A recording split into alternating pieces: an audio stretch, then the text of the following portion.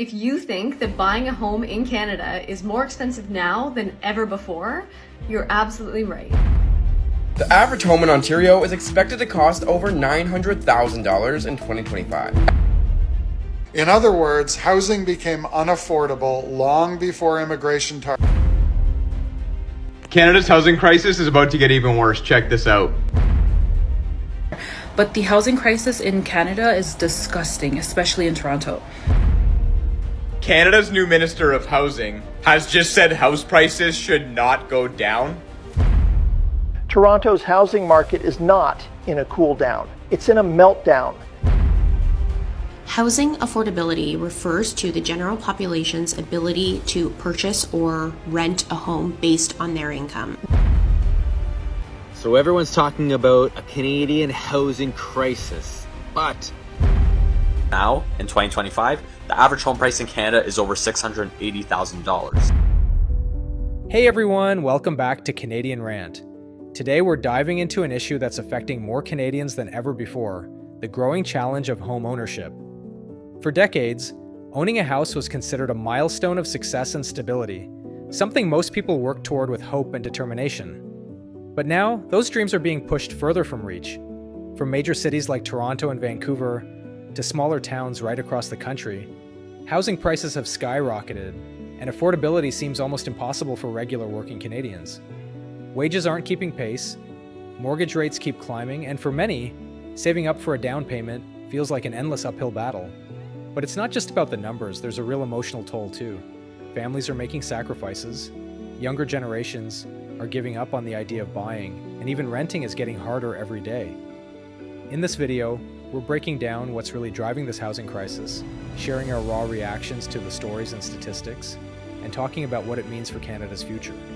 So, whether you're trying to get a foot in the market, worried about rising costs, or just curious about what's happening, stick around. And if you care about housing, share your thoughts down below, hit the like button to spread the word, and don't forget to subscribe to Canadian Rant for more honest discussions on issues that impact us all. Let's unpack why Canadians can't afford homes today, and what's at stake for all of us. Homes in Canada are expected to be even more expensive in 2025. Based on RE/MAX's most recent report, we can expect a nationwide increase in home prices in Canada, with big cities like Vancouver, Toronto, Calgary, and Montreal seeing gains up to 8%. Single-family home prices could jump up to 6%, condos by 5%. And the national average home price is expected to reach over $843,000. Home sales in BC can increase anywhere between 4 to 20%. This is a warning to everybody in Canada about the Canada Revenue Agency's tactic. What they are doing right now is they make phone call after phone call after phone call to harass you, to make you feel guilty and make you feel panicked and whatnot. And they're telling all of you that you need to sign a contract that says that your GST and your payroll corporate debt is something that you need to take responsibility for on a personal level. And they lie. And they promise you that they'll stop calling you for a year if you just sign the contract. The problem is if you sign the contract with the Canada Revenue Agency, then all of a sudden you go from corporate protection to zero protection. That is correct. You are going to be signing a contract where you tell the CRA that you agree to pay all of your payroll and GST debt. When they call, tell them to F off. You got to be rude and crass and vulgar. Get rid of them. Sign nothing. KevinJJohnston.com. Why is the average home in BC still hovering near $1 million even with sales down? The latest numbers put the average BC home price at about $943K in July, which is down 2% from last year. So why are we still seeing near $1 million averages when sales are below the 10-year norm? Here's why. Supply is still tight, construction costs are rising, and developers are slowing down new projects.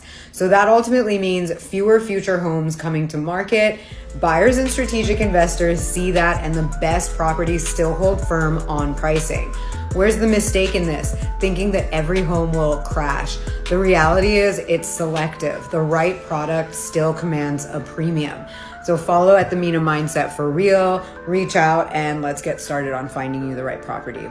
House prices could stay higher in Canada. Check this out. Canada's new Minister of Housing has just said house prices should not go down.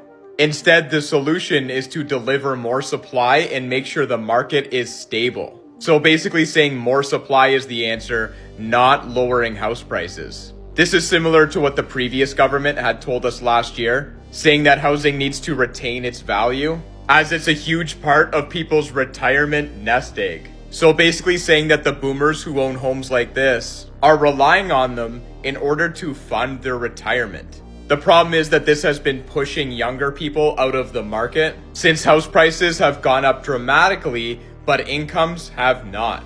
So what do you guys think? Is this good news for homeowners, or do prices need to come down? Let me know.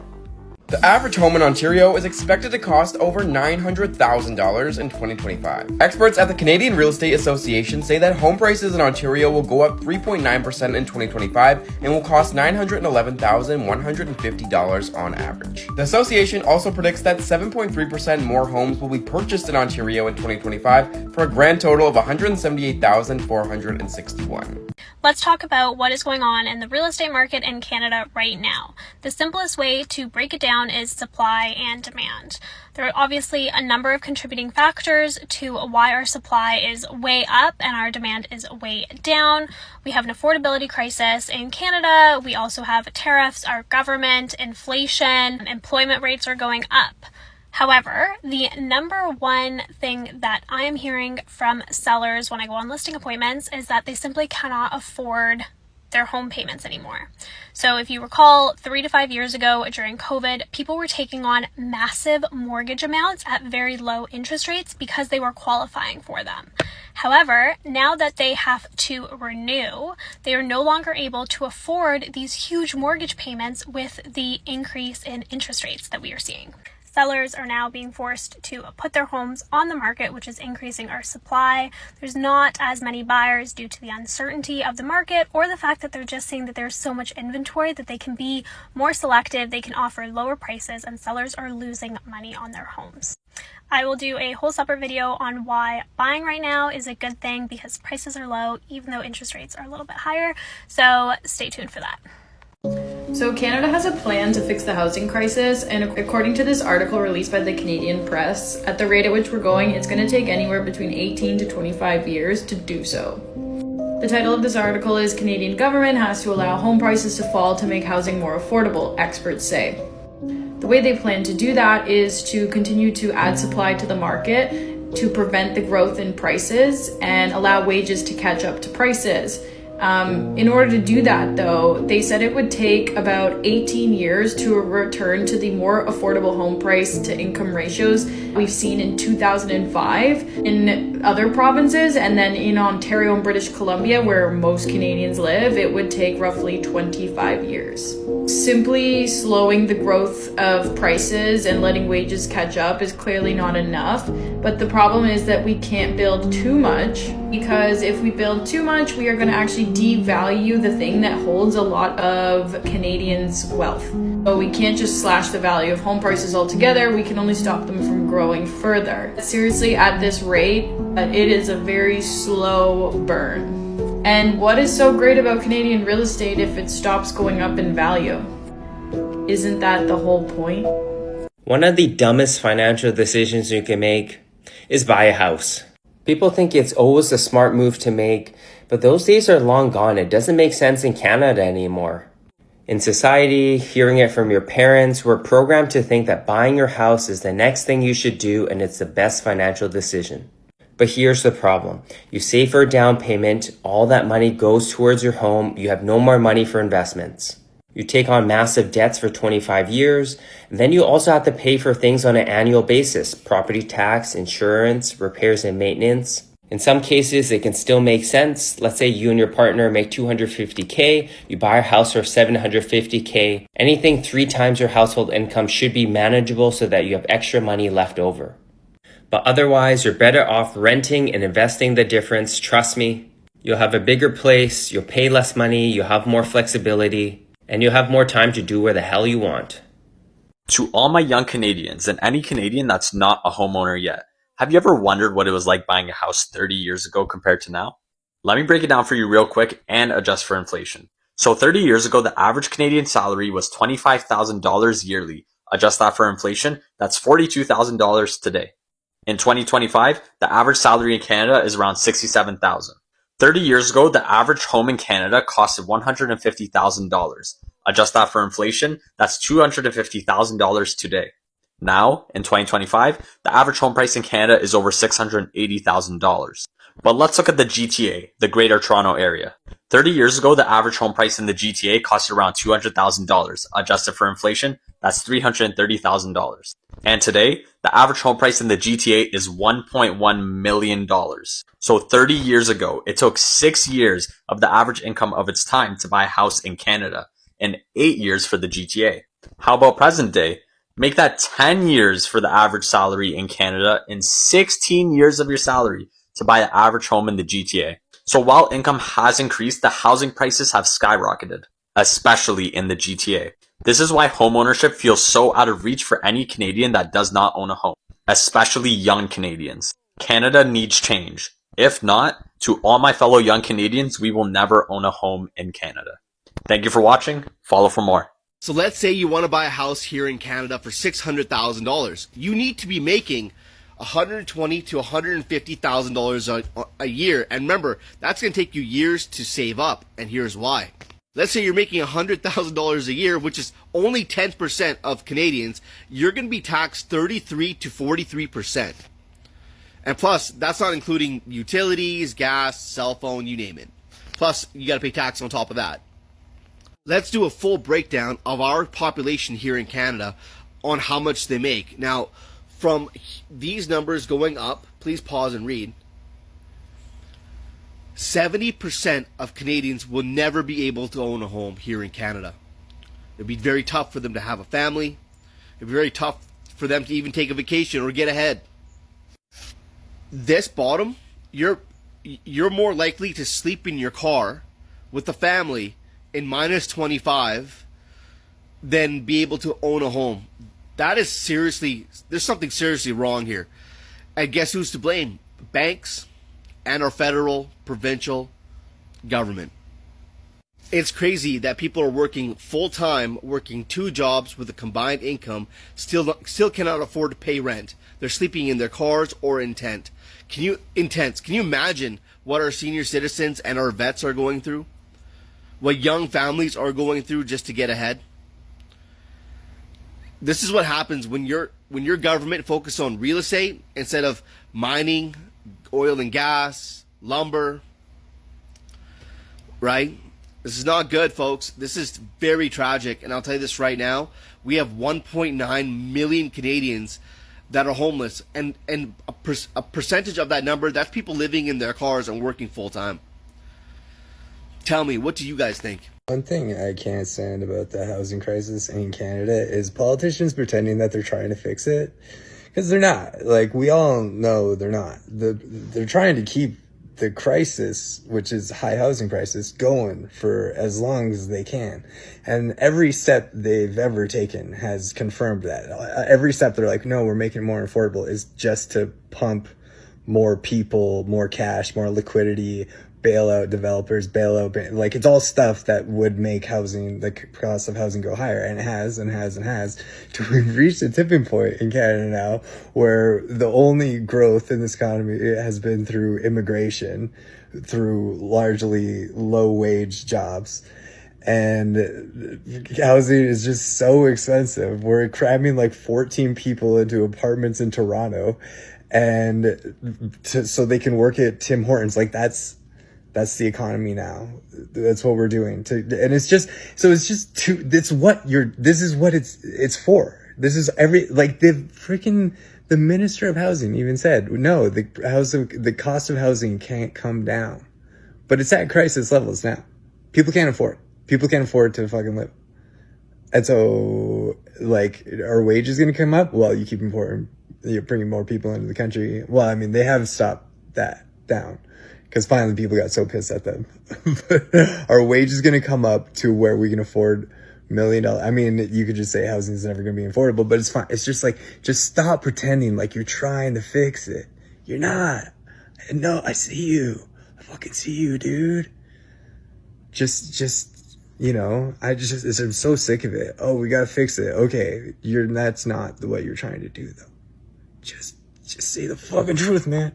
I'm walking to the gym, but just had to think about what the hell is going on in Canada. I literally seen a dude said his landlord decided to raise his rent from $750 to $1,300 just on a whim. I'm seeing people talk about how cost of living is going through the roof, how dirty the fucking city is now. Everything is going to hell in Canada. And without doing enough research, I blame it on real estate investing. When you have rich people or just people in general buying properties without even attempting to live in them and adding a couple appliances and putting some bullshit floors down and 2 to 3Xing to 4Xing homes, well, this is the result of it. Literally seen some government officials say that. He said, we have an housing shortage, real estate crisis. This is the result of, like I said, rich people just buying up homes, taking them all, not living in them, and just trying to flip profits. Crazy. This is some big news for GTA real estate. Toronto new home sales are the weakest since the 1990 real estate market. Just 9,860 new homes were sold in 2024, down 47.3% from the previous year and 69% below the 10-year average. So you can take a look at this chart right here. You can see in 2024, look how little new homes were sold compared to the year before. And again, sales have not been this bad since 1990, which was an extended downturn for GTA real estate. We also have new home prices in the GTA that are falling. And based off the current trend and what's happening economically, I think new home prices will continue to go down. There's a lot of builders in the GTA that have inventory sitting on their books. And if they need to get rid of this inventory, they're going to have to also lower their prices. Now, they're going to be very slow to do this, right? Depends on their financing and their books they have with their current banks or lenders. But if they need to get rid of inventory to make payments, they're going to do it, and they're going to lower prices slowly.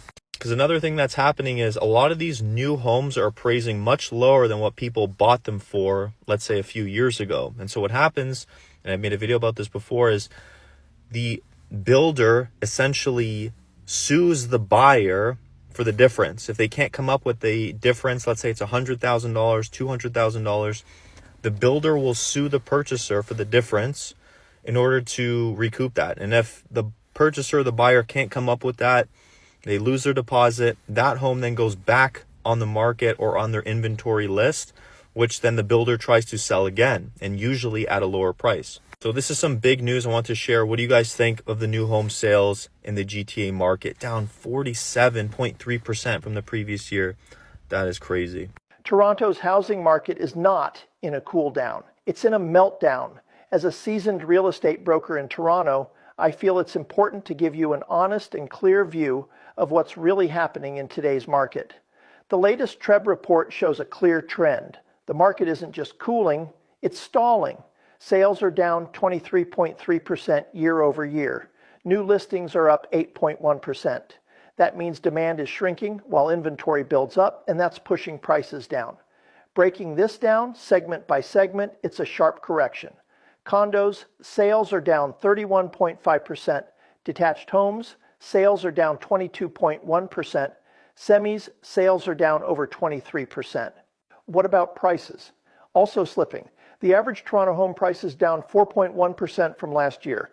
Breaking this down, Toronto detached home prices down nearly 7%, condo prices down over 6%.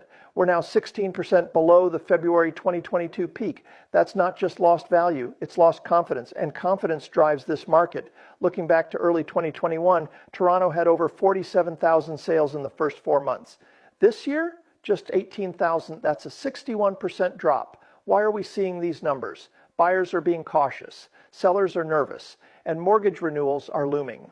Thousands of homeowners who locked in rates around 1.8% are about to renew at 4 to 5%, which means 30 to 40% higher monthly payments. That's going to squeeze cash flow and shake up the rental market too.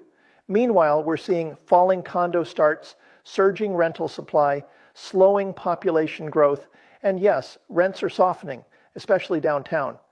So what does this mean for you, buyers? You may have a window of opportunity in 2025 before the market tightens again. Sellers, price aggressively. Today's buyers are cautious and in control in this buyer's market. Investors, watch your cash flow. Don't bank on rising rents short term. Variable rate borrowers, don't wait for 2%, that's not coming back. Have a plan. The next 12 to 18 months will shape this market for years to come. If you want real insights without a spin, not headlines, I'm here to help. Let's talk strategy. I'm Joseph Bitton, but I'm not your average Joe. For those of you screaming in the comment sections of videos about how immigrants have caused a housing shortage in Canada, here's a sobering statistic or two. Between 2005 and 2015, the price of homes in Canada increased about 60%.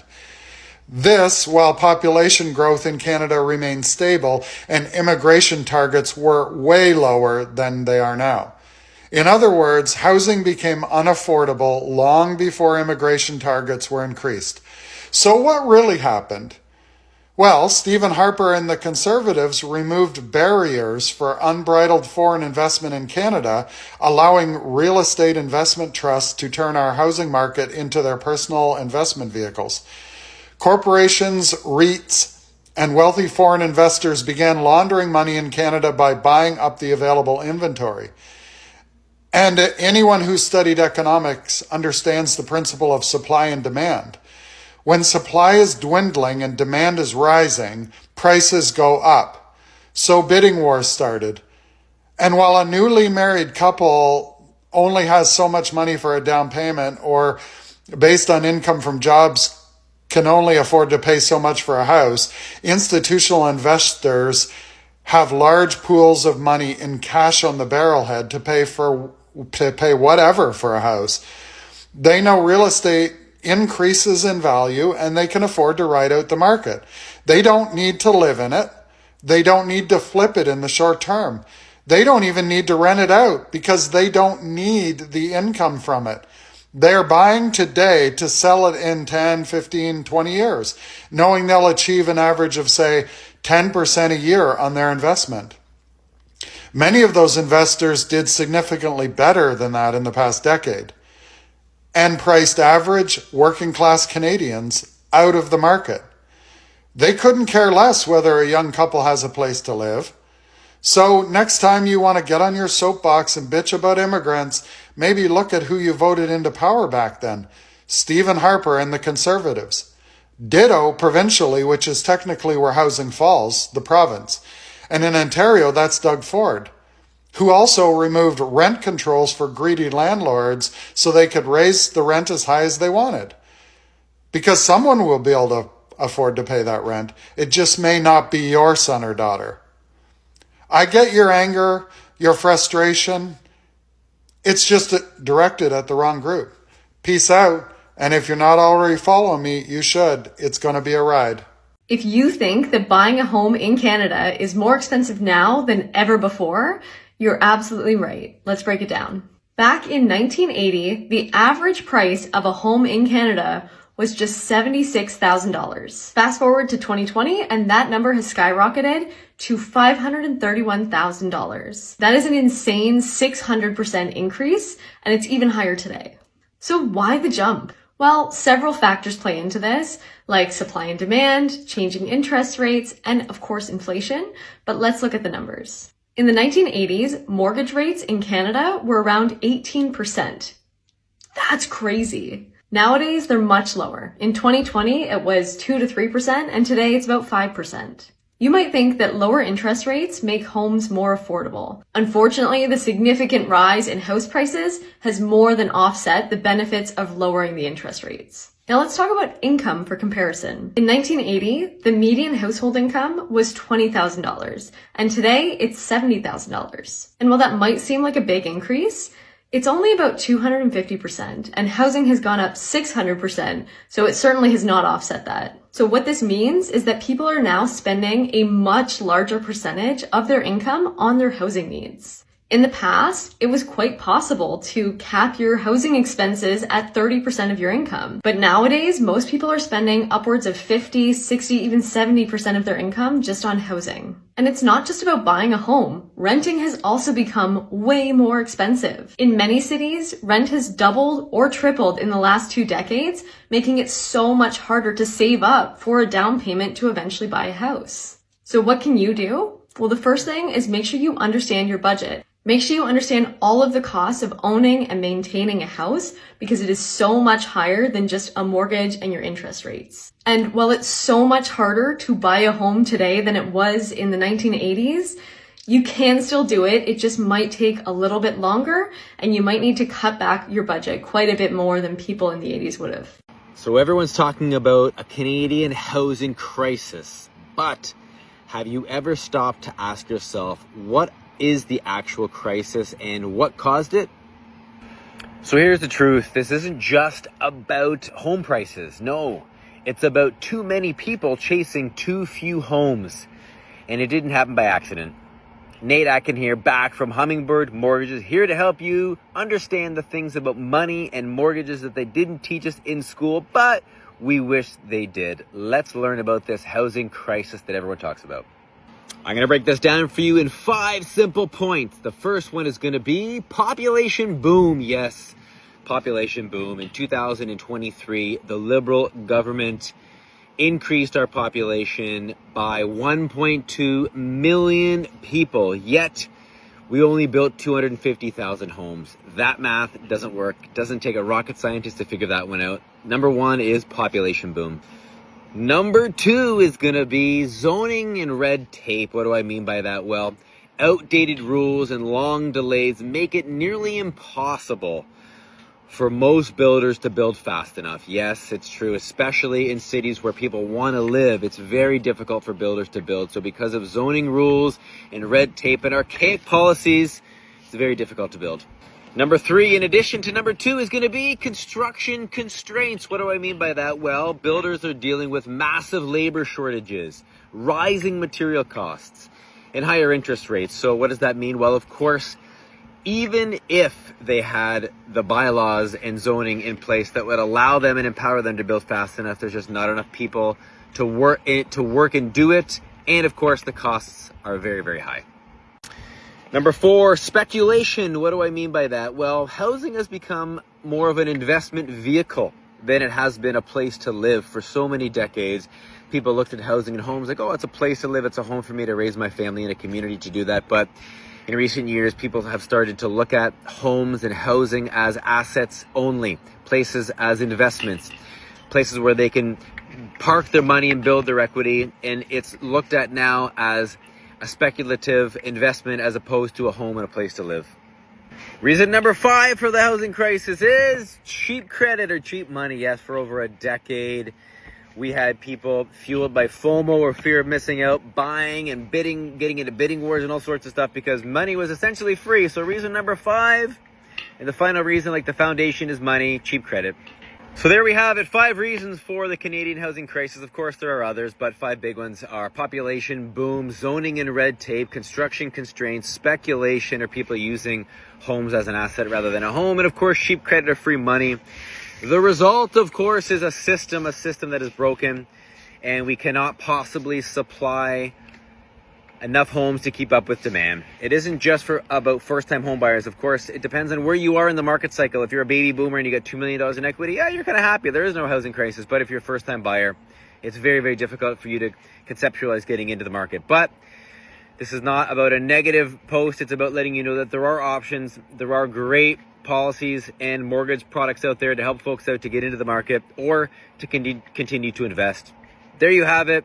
Canadian housing crisis. We can end it over the course of the next 5, 6, 7 years if we work hard and government chips in to do their part.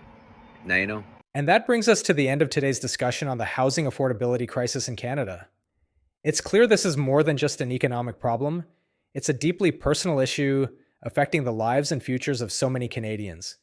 The dream of owning a home, once seen as achievable and almost guaranteed, now feels out of reach for thousands, even millions across the country. The skyrocketing prices, rising interest rates, and slow wage growth are creating a perfect storm.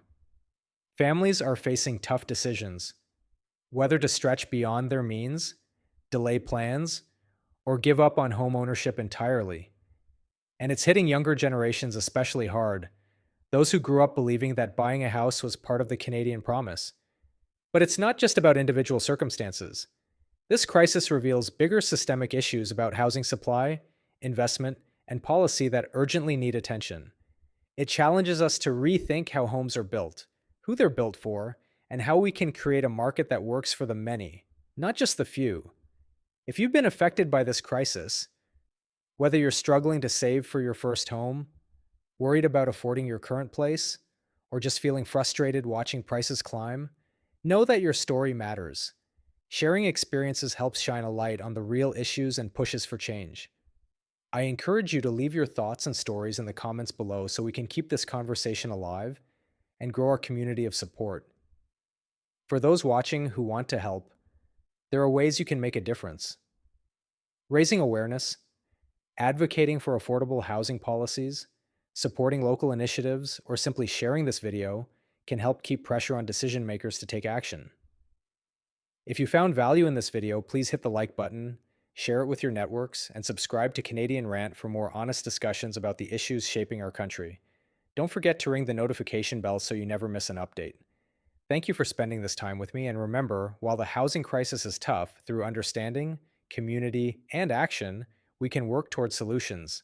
Stay resilient, stay informed, and until next time, take care of yourselves and each other.